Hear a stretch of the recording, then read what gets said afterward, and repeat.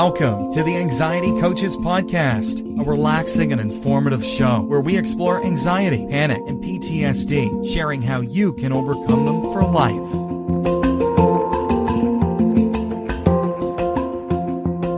Aloha! Welcome back to the Anxiety Coaches Podcast.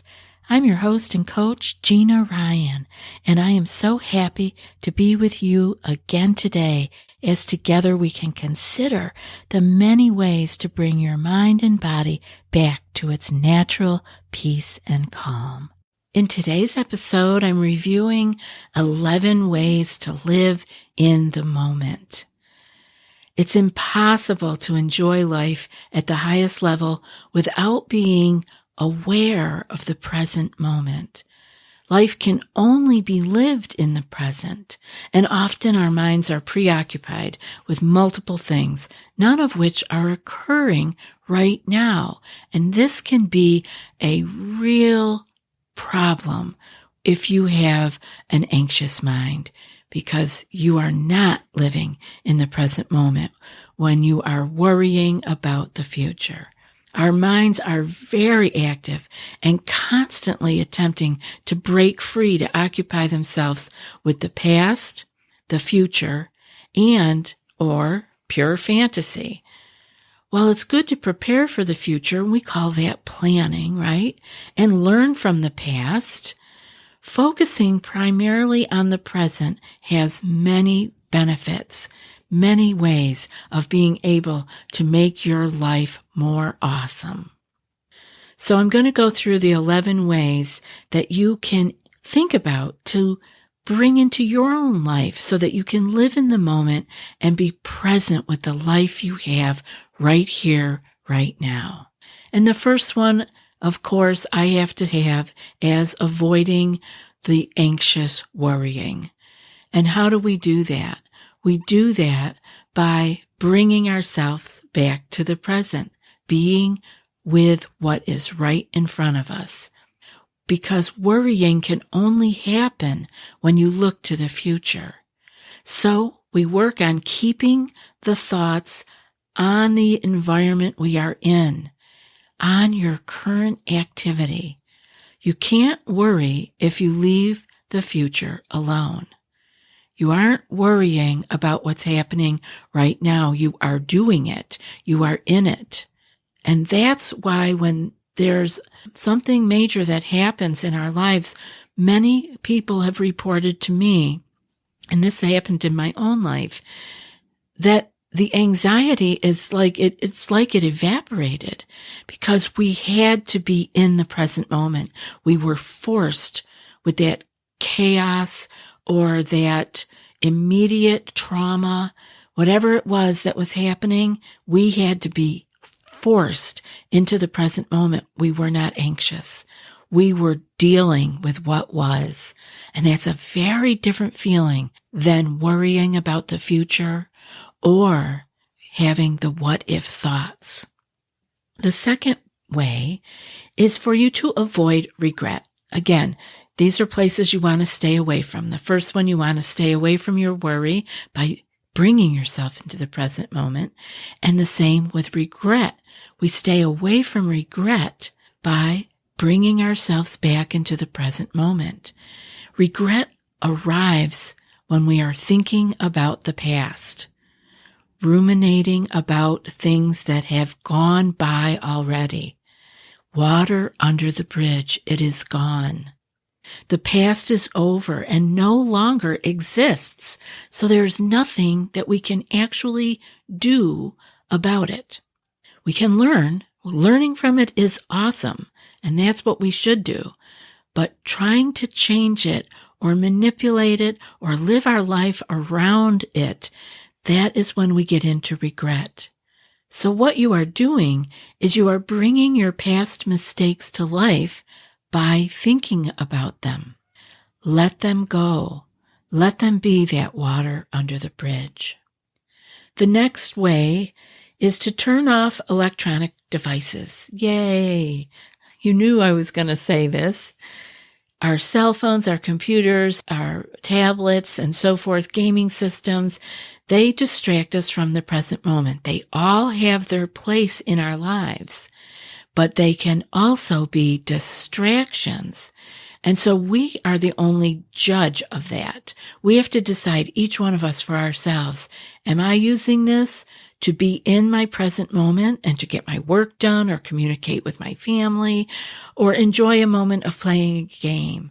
Or am I using this to distract myself from an issue that needs to be dealt with or work that needs to be done? Maybe it's as simple as dishes in the sink. Find your enjoyment in your life rather than in an imaginary world or in frivolous communication. There is so much life to be lived, and when we have a difficulty in our lives, we often see what is most important. And I don't want you to have to do that in order to whittle it down, but pay attention to your online communications and all the different social media apps you may be on. They may be fun here and there, and it may be a distraction if you need it here and there. But is it taking away from real life communication or work with yourself? Are you ignoring yourself and your needs and your own care? Or are you using these social media apps and devices and cell phones and iPads to keep away from looking at what you need to do in your life? Distraction is good here and there, and we all need to use it. But distraction as a way of living is not really living. We want to bring ourselves to the present moment and deal with what we need to deal with. The next one is avoid multitasking. So that's kind of tied in with turning off electronic devices, because we often multitask with our devices, don't we? I am with you. Believe me, I am reading these things and I am remembering things I need to do too. We all need reminders. None of us are perfect, and life tends to wear on us sometimes, and we go back to old habits. So try doing one task at a time. Current research is overwhelming in favor of single tasking. You'll find you perform the task faster and at a higher level. Let multitasking be a thing of the past. Single tasking is much more conducive to living in the present, because we don't switch from thing to thing, from the cell phone, using our phone or an app, then back to our writing. Let's say we were writing. We don't switch back and forth very easily. Or listening to something. You can listen to something perhaps while you are driving or walking, but sometimes we are listening to something while we are also trying to do our work, and our split attention is not really keeping us in the present moment. Try it out as an experiment for yourself and see if you notice any differences. Number 5, eliminate unnecessary items. And this is about having too many things. Having too many possessions is more of a burden than an advantage. Owning too many things results in disorder that clutters both your physical environment and your mind. There are too many things to keep ordered, and they get out of place, and that clutters up our physical environment, and it weighs heavily on our mind. If you don't need something, consider giving it away or selling it. Pare things down so you have less to take care of, less to keep in order and clean. Eliminate those unnecessary items. Number 6, forgive. When you hold a grudge, the only one suffering is you. Anger is distracting, and it keeps you from enjoying the current moment. Anger takes us to the past and the future. We are either worrying about what is going to come if we run into this situation or person and what we're going to do, and it can flare up our anger, or it can throw us into the past by going over and over a difficult conversation or an event that happened. Let it go. Bring yourself back into the present moment and forgive those things that have gone by. Number 7, Go slowly and deliberately. Being a turtle myself, I love this go slowly piece because I think I have been able to be more deliberate by going more slowly. I have not always gone slowly through my life. Rushing creates a unique type of feeling anxious. Give yourself the time you need to enjoy the current activity. Address one task at a time and give it your full attention. By going slowly and more deliberately, you can do things like give yourself enough time to get to your next meeting. Schedule time in between meetings or between events. And if you have to drive somewhere, if you know that it takes you 20 minutes to get there, give yourself a 10-minute buffer in case of traffic or something going wrong with the car or you can't find your keys, right? Things happen.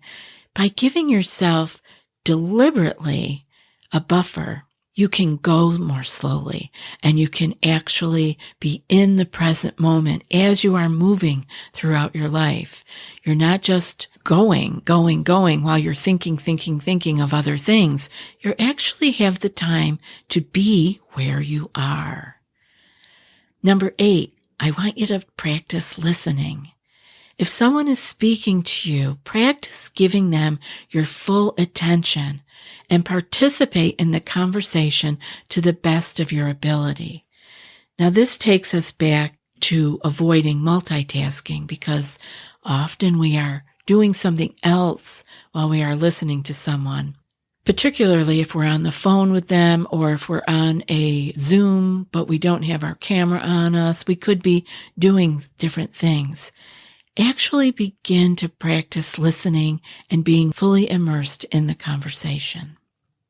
Number 9, spend 5 minutes of each hour describing your environment. Now, this is like another little practice. If you can find 1 minute even out of each hour, maybe at the top of every hour or on the half hour, you could take a moment up to 5 minutes and describe to yourself everything you see, hear, smell, and feel.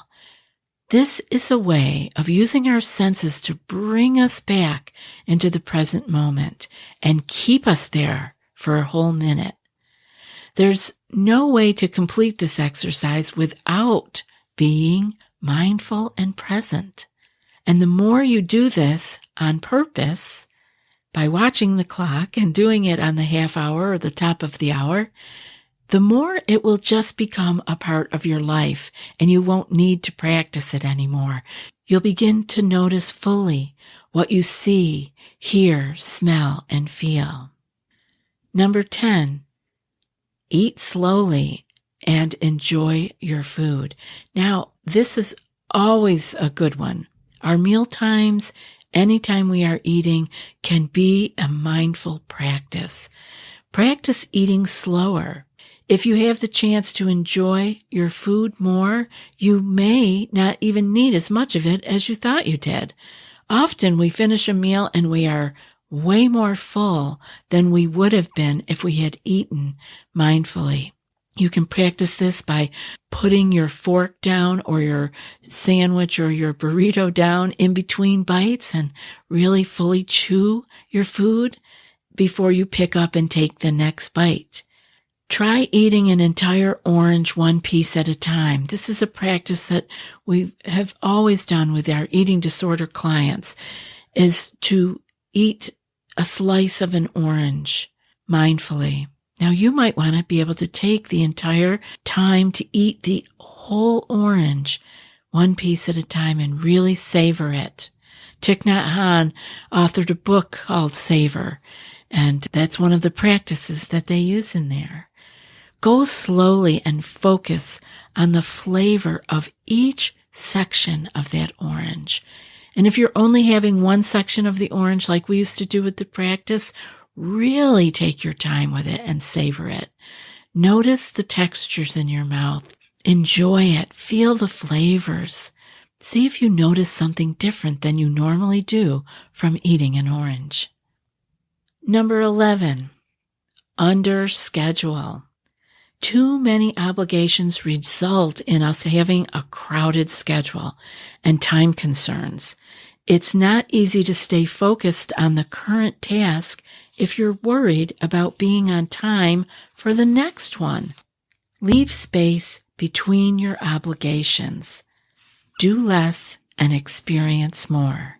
This brings us back to that going slowly.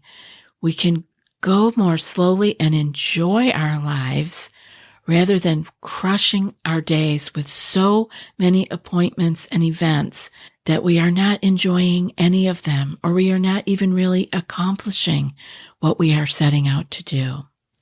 See if you can underschedule just a little bit and have it make a difference in your life. Avoid missing out on your life and losing so much time to the past and the future. Living in the moment is a habit and a skill. Indulging in worry and regret are also habits. These are habits that we here at ACP who are listening to this or have lived this anxiety journey at all in our lives, we know this. We lived this habit of worry and regret, and they became a part of us. But just as those became habits, so can living in the present moment. Life is so much more enjoyable and meaningful when your focus is on the present. Now, it's not possible to live entirely in the moment. We have to plan. We have things that we want to remember from our past. That is enjoyable. We have fantasies we want to think about so that we can create. But let us remember that we want to be aware of what we are doing when we are doing it, and that we want to live most of our lives in the present moment. Thank you for being here. I love being here with you, and I appreciate that many of you share the show with loved ones or people you know that could use a little bit of help getting out of the anxiety cycle. Thank you. And now for today's quote. If you want to conquer the anxiety of life, live in the moment. Live in the breath. And that's from Amit Ray. I'll be back in a few more days with another podcast. Until then, be well and aloha. Thanks so much for joining us for today's episode of the Anxiety Coaches Podcast. Find more information at theanxietycoachespodcast.com.